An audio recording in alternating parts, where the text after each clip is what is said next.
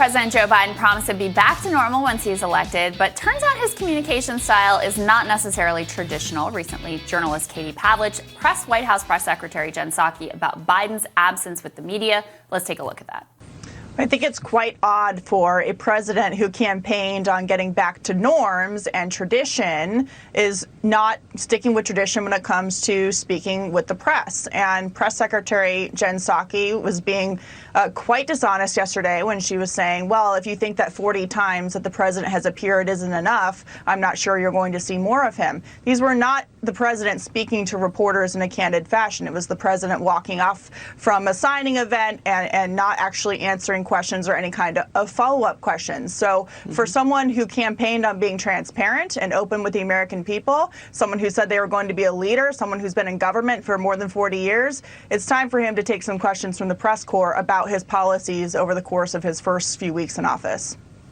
Yeah, really interesting analysis there. So joining us now to discuss is culture reporter at the Federalist, Emily Jashinsky, and Democratic strategist Andrew Feldman. Good to see you guys. Thanks for joining us.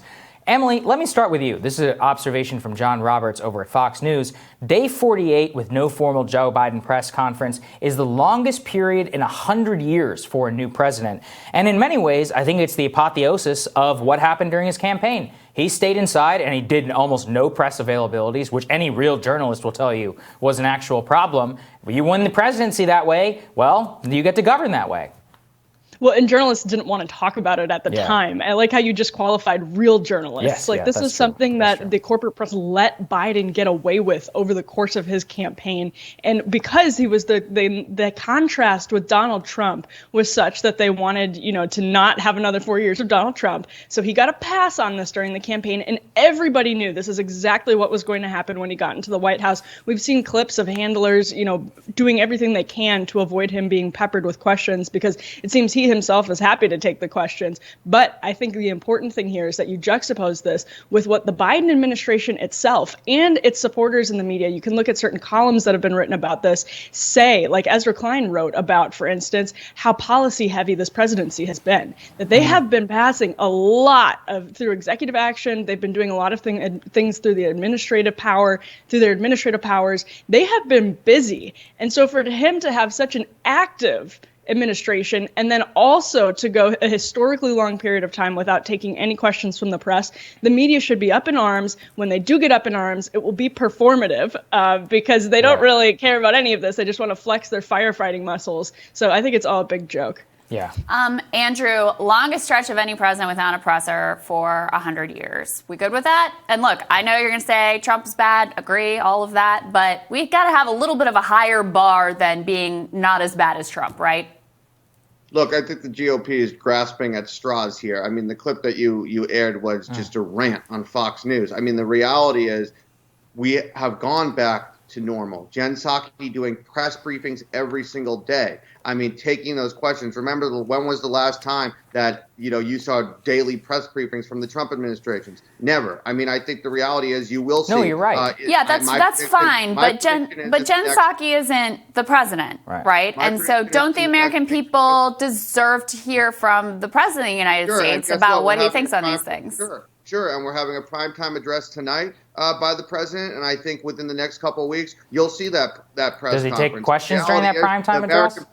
The American people care more about getting relief and getting things done than, rants at a podium by the previous president. So the reality is, I think that the communication strategy from the White House has been quite good, especially when you look at relief here. This plan, almost 70% approval or more than that. And his overall approval has been tremendously strong. So I think let's see what the American people have to say about this. And right now, they're pretty happy. I can actually agree with you. So, Emily, let me ask you this. I don't think that American people cared when there were no press briefings and Trump was just doing rope lines. And I don't think they care if there are no press briefings under Biden. That being said, it's not necessarily just about democracy here. This is also about transparency and accountability, something that they pledged consistently that they were going to do. Press briefings are great. I thought it was ridiculous the Trump team took them away as somebody used to be in many of them. But that doesn't mean that it's a proxy for what the actual president has to say, right?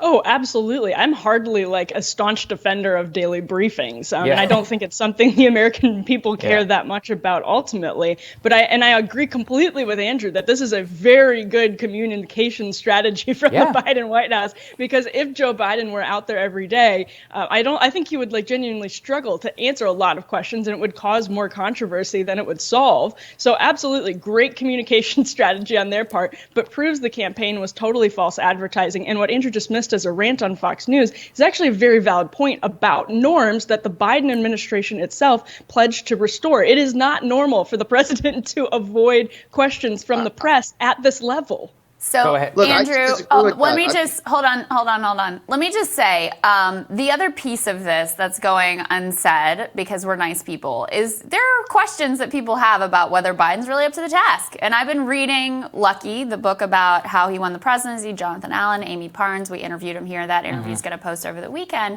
And they talk about how his own aides, when he was in Iowa, they would say, towards the end of the day, he's not as good, he's not as fresh. Some of them speculating, he repeats himself a bit more than he used to. And so that may all be false, right? That may all be completely untrue. He may be just as sharp as he's ever been. But when they basically hide him for long stretches of time, it does start to raise the questions again.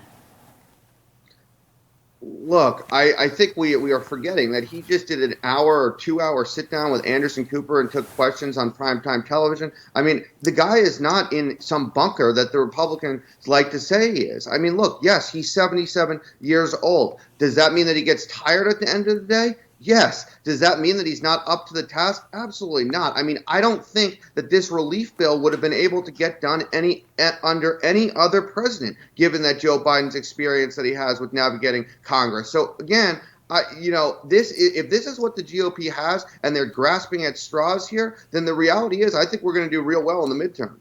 Well, look, like I said, I'm not sure if this is going to be a thing that the election will turn on. But I think as people who care about getting answers from the president, like I said, I thought it was outrageous what the Trump people did at that time. I think this one's not good either. But thanks, guys, for joining us. As always, a good spirited discussion. Great to see you both. Good to see you. See you guys. Next on Rising, former mayor of Stockton, California, Michael Tubbs. He launched the country's first city-led universal UBI experiment, and the results are in. He's going to discuss that when Rising continues.